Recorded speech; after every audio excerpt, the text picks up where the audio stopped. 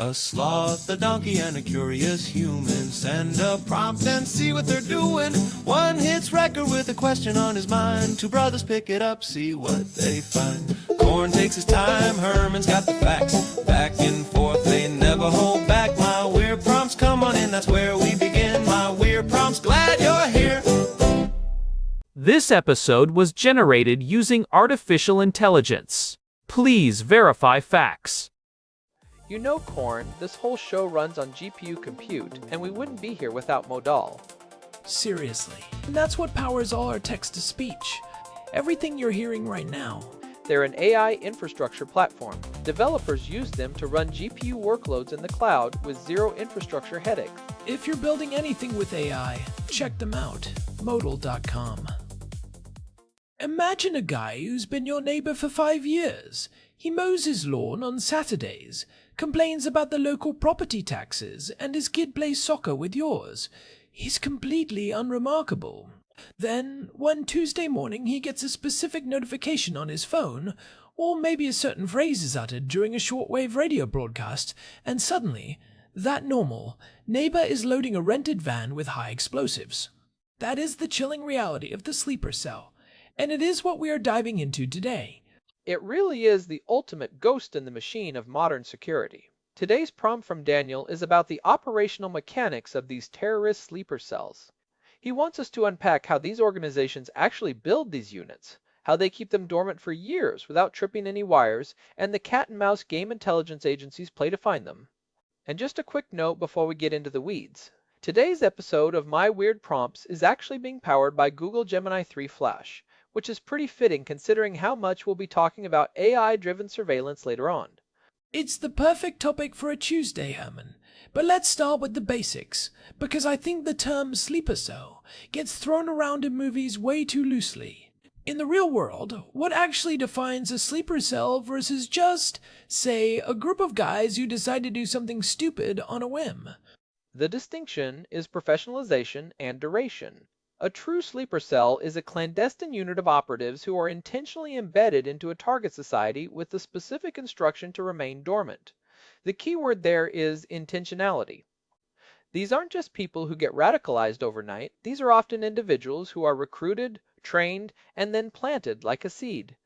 They are instructed to lead completely unremarkable lives, hold down a job, pay their taxes, join the PTA. The strategic value to a terrorist organization is that these people are clean skins. They have no prior criminal record, no known links to extremist groups, and therefore they don't show up on any watch lists. They are invisible by design. So, it's basically the long game. You're sacrificing immediate action for a high probability strike years down the line. But from a management perspective, and I know it sounds weird to talk about terror networks like they have a middle management layer, isn't that incredibly risky? You're leaving an asset out in the wild for 5 years. They might get cold feet. They might actually start liking their neighbors. Or they might just lose the plot. Why go through all that trouble? Because the payoff is a strike that the state never sees coming. If you send a team across a border to attack a target, you're dealing with border security, active surveillance, and the friction of being an outsider. A sleeper cell is already inside the gate. They've done the reconnaissance over years, not days. They know the shift changes at the power plant because they walk their dog past it every night. The risk of going native is real, which is why the recruitment and psychological grooming are so intense. They don't just pick anyone, they pick people with a specific type of psychological endurance. That brings up a great point about the architecture of these things. If I'm a handler for one of these groups, how do I build a network that doesn't collapse the moment one guy gets a guilty conscience or makes a mistake? I'm assuming it's not just a big group chat on WhatsApp. Definitely not. The gold standard for this is compartmentalization. If you look at how these cells are structured, it's all about the need-to-know principle and the use of cutouts. In a classic cell structure, you might have 3 or 4 people. Member A knows member B, but neither of them knows anyone in cell 2 or cell 3. They might not even know their own handler's real name. They communicate through a cutout, a middleman or a dead drop, so that if member A is arrested and interrogated, the most he can give up is his immediate cellmates. He literally doesn't have the information to compromise the broader network. It's like a firewall for human intelligence. But that creates a massive trade-off, doesn't it? If you compartmentalize that heavily, your operational effectiveness has to take a hit. You can't exactly have a sync meeting to coordinate a complex multi-city attack if nobody knows who else is on the team. That is the eternal struggle of the clandestine operative, security versus efficiency. If you want to pull off something massive like the 2008 Mumbai attacks, you usually have to move away from a pure sleeper model into what we call a hybrid model. In Mumbai, Lashkar-e-Taiba used a mix of highly trained operatives who were sent in specifically for the mission, but they were supported by local facilitators who had been on the ground. The facilitators provided the locals' eye view, while the strike team provided the muscle. But even then, the communication was handled via VoIP and satellite phones through a command center in Pakistan. They were trying to maintain that distance, but the more you communicate, the more noise you create for signals intelligence to pick up. Let's talk about that noise. If these guys are cleanskins and they're living normal lives, what is their actual recruitment profile? Are we talking about the stereotypical loner in a basement, or is it more sophisticated than that? It's actually more sophisticated. You're looking for someone who can pass for a normie. Research from the Office of Justice Programs suggests that recruitment often targets individuals with identity crises, people who feel a deficit in their primary socialization. They're looking for firm group ties and a sense of security that the cell provides. But ironically, to be a good sleeper, you have to be able to mimic the very culture you're trying to destroy. You have to adopt the habits, the slang, and the social rhythms of the target society. It requires a high level of cognitive dissonance, maintaining a radical ideology in your head while acting like a model citizen in the street. It's basically method acting where the stakes are life or death. But okay, let's say you've got your cell. They've been dormant for 3 years. They're clean. They're compartmentalized. How do you actually wake them up? Because if you send an encrypted email that says, "Hey, it's go time," isn't that exactly what the NSA is looking for? That is the activation paradox. The moment of activation is when the cell is most vulnerable because they have to transition from a passive state to an active one. Historically, groups used things like coded radio broadcasts, so-called number stations, or even cryptic classified ads in newspapers. Today, it's much more digital, but the principles are the same. They use steganography hiding messages inside image files posted on public forums, or they use dead drops in digital spaces. A common one is the draft email trick. Multiple people have the login to one Gmail account. One person writes a draft message, the other person reads it and deletes it. No email is ever actually sent across the internet, so it doesn't trigger traditional intercept filters. That draft email trick is clever, but I feel like in 2026, with the level of metadata analysis we have, even logins from different IP addresses to the same account would trigger a flag. Is there a physical component to this still? One-time pads are still the only truly unbreakable encryption if used correctly, and dead drops are still a staple. You leave a thumb drive taped to the underside of a park bench. It's low-tech, but it leaves no digital footprint. The real danger for the cell starts when they have to gather supplies. You can't build a massive bomb out of thin air. You have to rent the truck, buy the precursor chemicals, find a safe house. This is what we call the pre-operational phase, and it's where most sleeper cells get caught. Because suddenly, the neighbor, who never did anything weird, is buying 500 pounds of fertilizer and renting a storage unit in a different county. And that's where the counterintelligence side comes in. But before we get to the how they catch them part, I want to touch on the psychological toll of this. Imagine living a lie for 5 years. You have a wife who doesn't know. You have friends who think you're just a quiet accountant. The sleeper effect isn't just about the cell being dormant, it's about the mental strain of that double life. Some agents actually do defect in their own minds. They get so integrated into the society that they lose the will to carry out the attack. That's why handlers try to keep them tethered with occasional, very low-risk contact to remind them of their true purpose. It's like a dark version of a long-distance relationship. Don't forget, you still hate these people. But let's pivot to the cat and mouse game. If I'm at the FBI or Mossad or the BND in Germany, I'm looking at a population of millions. How do I find the 3 guys who are trying their hardest to be invisible? It feels like looking for a specific drop of water in the ocean. It's finding a needle in a haystack of needles, as one security briefing put it. The first layer is financial intelligence, or FINIT. Sleeper cells need money to survive, but they can't just get a giant wire transfer from a known terror financier. They use microtransactions. They use Hawala, networks traditional trust-based money transfer systems that exist outside of Western banking. Or they use front companies. They'll set up a legitimate-looking import-export business that does just enough real business to look normal, but it's actually a conduit for small, frequent transfers that sustain the cell. So you're not looking for the $10,000 transfer. You're looking for the weird pattern of 50 small transfers from seemingly unrelated sources. That sounds like a job for AI. It is. In fact, that's exactly how the 2024 Berlin plot was disrupted. German intelligence used AI-driven network analysis to flag a series of anomalous financial movements in communication metadata. They weren't looking at the contents of the messages because they were encrypted. They were looking at the patterns, who was talking to whom at what time and from where. When you map those signature movements, you start to see clusters that shouldn't be there. Okay, but anomalous patterns can also just be a guy having an affair or someone running an unlicensed gambling ring. How do you go from this guy is weird to this guy is a sleeper agent without violating everyone's civil liberties? That is the multi-billion-dollar question, corn. And it's where the tension between security and privacy gets really messy. Intelligence agencies use what they call behavioral analysis. They look for pre-operational surveillance. Before a sleeper cell strikes, they have to scout the target. They have to know the security camera blind spots, the police response times, the structural weaknesses. Modern AI-driven CCTV system can now recognize surveillance behavior. If the same person shows up near a bridge, a power plant, and a government building over a 6-month period, and they're taking photos or just lingering in a way that doesn't fit a tourist or commuter profile, the system flags them.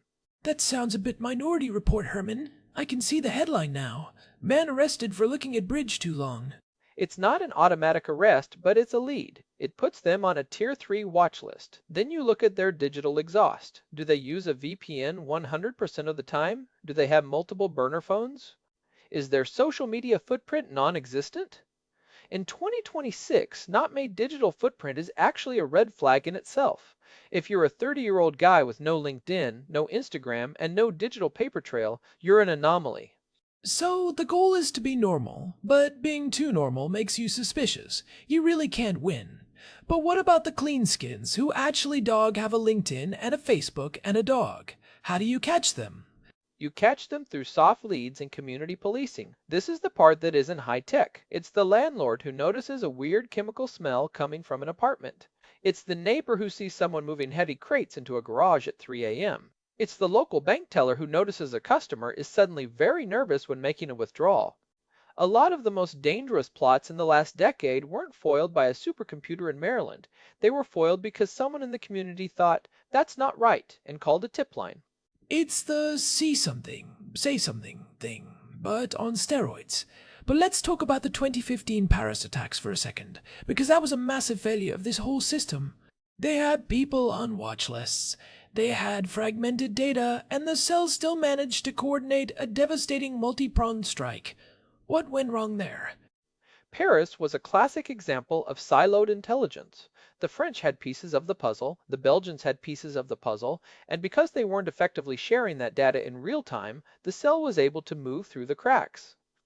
The attackers used burner phones that they only turned on for minutes at a time. They stayed in short-term rentals that were booked with stolen identities, but the biggest failure was a lack of human intelligence. They had the signals, but they didn't have anyone on the inside to tell them what those signals meant. Which brings us back to the difficulty of infiltration. If a cell is only 3 people who have known each other since childhood, you're never getting an undercover agent in there. You basically have to hope one of them flips, or you have to catch them at the very last second when they're moving the hardware. Right? And that's the tactical window. Once a cell moves from dormant to active, they have to break cover. They have to interact with the physical world.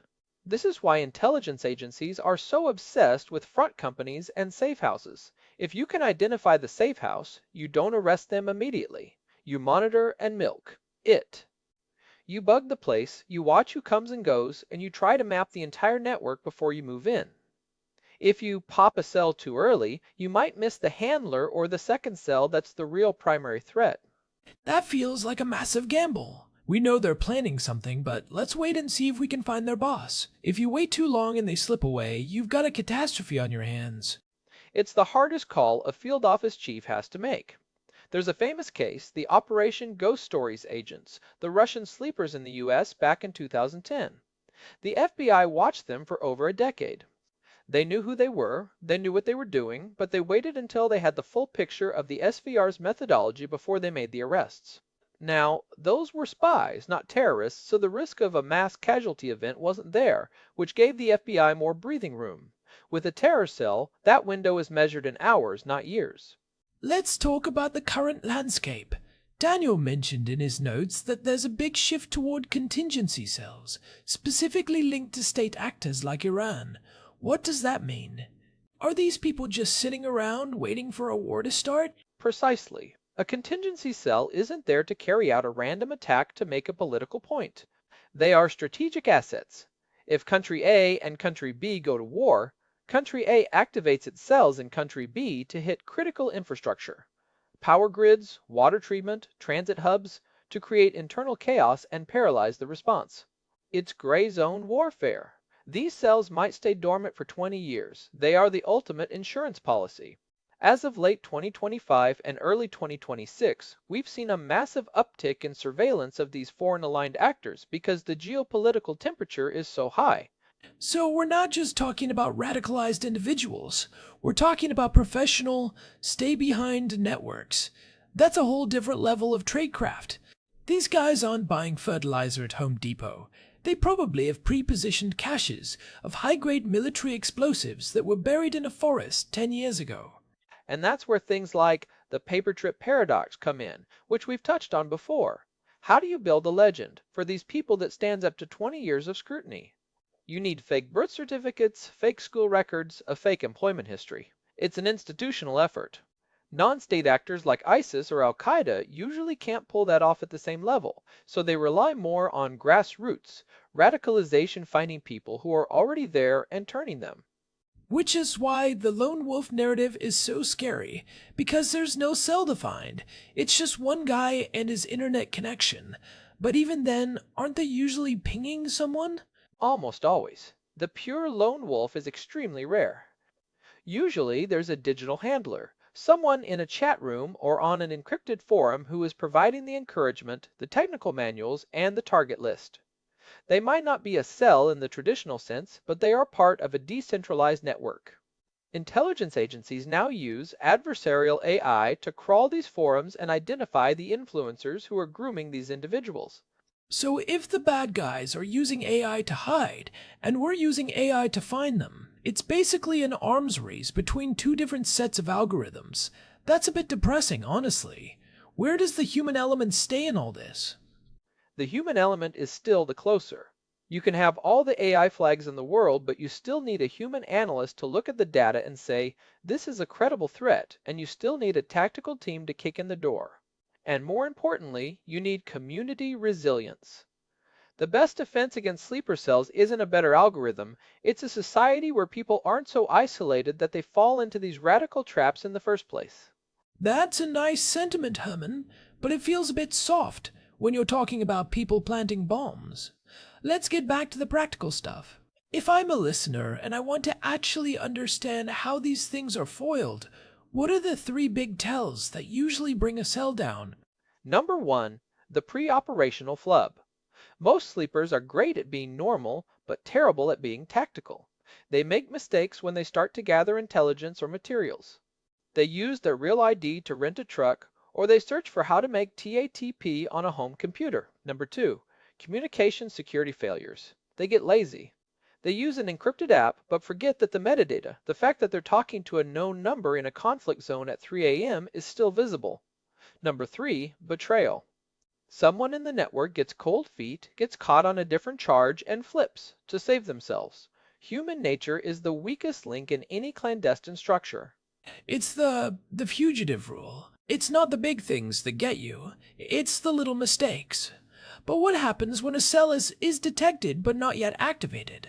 Do they just keep watching them? At what point do you say, okay, we've seen enough, let's end this? It's a threshold of violence, calculation.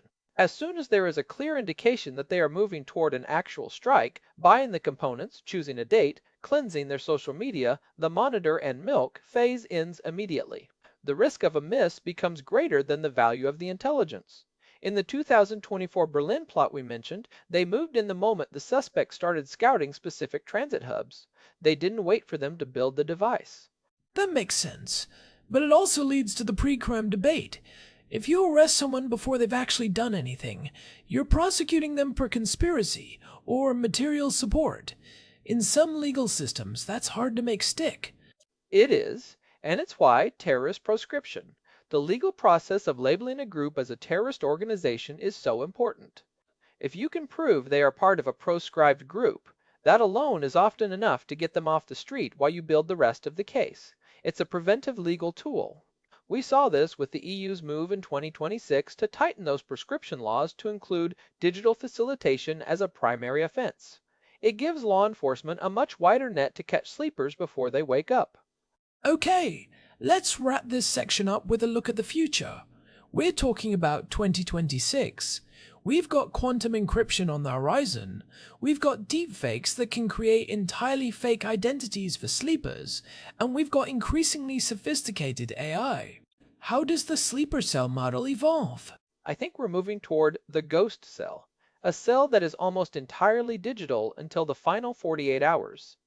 Imagine a group of people who have never met in person, who coordinate through a decentralized, blockchain-based communication system, and who use 3D printing and locally sourced, non-restricted materials to build their hardware in a matter of days. The dormancy period becomes much shorter, and the clean skin becomes even harder to detect because they aren't embedded for years. They just pop up, strike, and vanish. That is genuinely terrifying. It's the gig economy version of terrorism. Uber for insurgents. You don't need a 5-year plan, you just need a weekend and a 3D printer. It's the asymmetric edge. As our detection gets better, their obfuscation has to get more creative. But the core principle Daniel asked about, the normalcy paradox, remains the same. The sleeper's greatest weapon is their invisibility. Our greatest defense is our awareness. Well, on that cheery note, I think we've thoroughly unpacked the sleeper cell. It's a fascinating, if deeply disturbing, look at the limits of surveillance and the endurance of human ideological commitment. It really is. And I think the big takeaway for me is that while technology is changing the how, the why remains rooted in those same psychological deficits that search for identity and belonging in all the wrong places. Or, well, I shouldn't say exactly, because you hate that word. But you're right. It's a human problem with a high-tech veneer.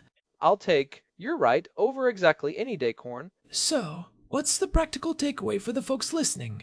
Besides, don't trust your neighbor if he buys too much fertilizer. I think it's about understanding the compartmentalization mindset. When you see a news report about a narrowly averted attack, realize that what you're seeing is the tip of a very large, very submerged iceberg. The reason it was averted was likely months or years of painstaking, boring data analysis. We should have a healthy respect for the complexity of that work, but also stay engaged in the debate over how that data is collected. Transparent oversight of these AI-driven tools is the only way to make sure we don't turn into the very thing we're trying to prevent. Well said, Poppleberry. And I'd add, stay curious, but maybe keep an eye on anyone who spends 6 hours a day photographing the underside of the George Washington Bridge. Just a thought. Fair point. And if you're interested in the how of identity creation, that older episode on the papertrip paradox is a great companion to this because it shows the state-level version of what these cells are trying to do on a smaller scale. Definitely. Well, this has been a trip. Thanks to Daniel for the prompt. He always knows how to ruin a perfectly good night's sleep with a weird topic. It's what he does best. Thanks as always to our producer, Hilbert Flumingtop, for keeping us on track and making sure the ghosts in the machine don't actually take over the studio. And a big thanks to Model for providing the GPU credits that power our AI pipeline. Without them, we'd just be two animals talking to ourselves in a dark room. Instead of two animals talking to thousands of people from a dark room. Much better. This has been my weird prompts.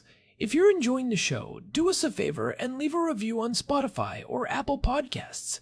It really does help us reach new people who want to get beneath the surface of these crazy topics.